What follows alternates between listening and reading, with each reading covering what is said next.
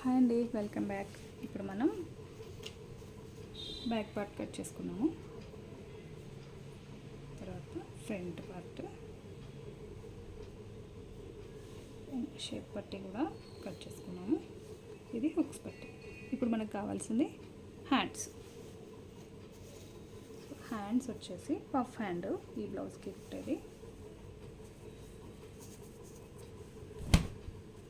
Puff hand కోసము ఇది cloth ఎక్కువ ఉంది కాబట్టి నేను ఈజీగా తీసేస్తున్నా.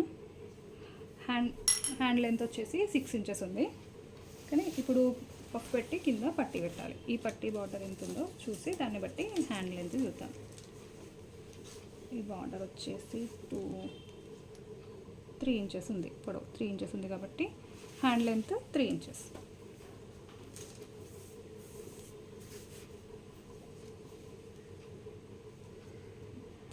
అంటే జాయింట్ కోసం మనం ఒక 1 ఇంచ్ కిందకి పైన ఖర్చు కోసం తీసుకుంటాము. 4 ఇంచెస్ హ్యాండ్. మళ్ళీ పఫ్ మనకి మంచిగా ఇట్లా బెలూన్ టైప్ రావాలి అంటే ఒక 3 ఇంచెస్ ఎక్స్ట్రా తీసుకోవాలి హ్యాండ్ లెంత్. ఇప్పుడు మనకి హ్యాండ్ లెంత్ వచ్చేసి జస్ట్ నార్మల్గా అయితే 4 ప్లస్ వెడల్పు వచ్చేసి 12. నార్మల్గా అయితే 12 ఇంచెస్ ఉండాలి. తిన్ను లావు ఉంది కాబట్టి నేను ఇంకొక ఇంచ్ ఎక్కువ వేస్తున్నాను. 13 ఇంచెస్ పొడవు, వెడల్పు 13 ఇంచెస్, పొడవు వచ్చేసి 4 ఇంచెస్. 4 అంటే 3 + 1. తర్వాత ఇప్పుడు ఈ పఫ్ కోసం మనం ఇది ఒక 3 ఇంచెస్ ఎక్స్ట్రా తీసుకొని దీన్ని ఇందులోకి యాడ్ చేసుకోవాలి. ఇలా కట్ చేసుకోవాలి. ఇదంతా పఫ్ వస్తుంది.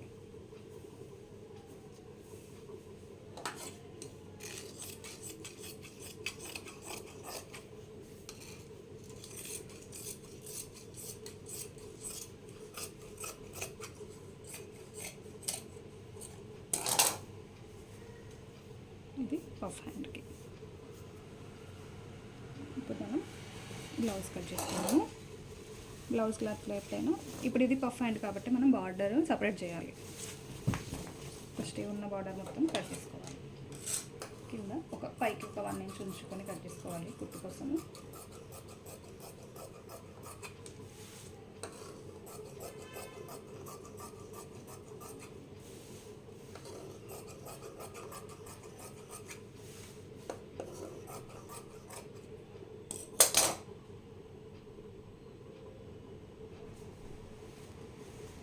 తర్వాత ఒకసారి లైనింగ్ మీద బ్లౌజ్ మొత్తం వేసుకొని మనకి క్లాత్ సరిపోతుందా లేదా అనేది చెక్ చేసుకోవాలి. ఫ్రెండ్స్ కదా మనకి ఎక్కువ జాయింట్స్ రాకుండానే చూస్తున్నా, సో అందుకని ఓపెన్ చేసి ఇది 2 లేయర్స్ ఉంది కదా, 2 హ్యాండ్స్కి ఓపెన్ చేసి వేసేసుకున్నా.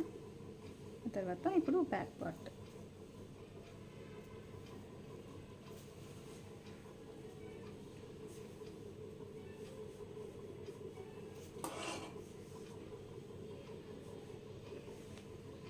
ఇప్పుడు ఫ్రంట్ ఇలా అరేంజ్ చేసుకోవాలి. First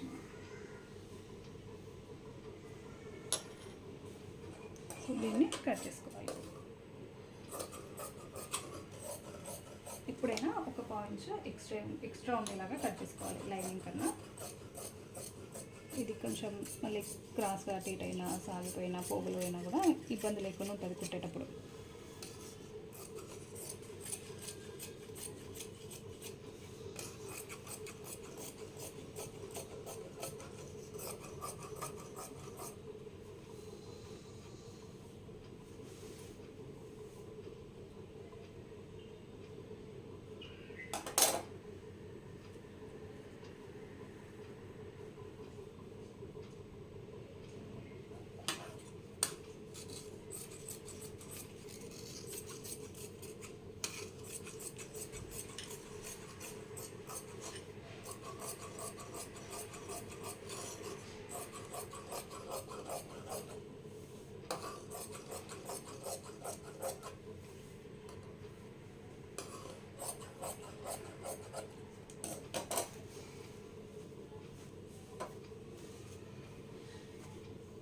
Thank you for watching.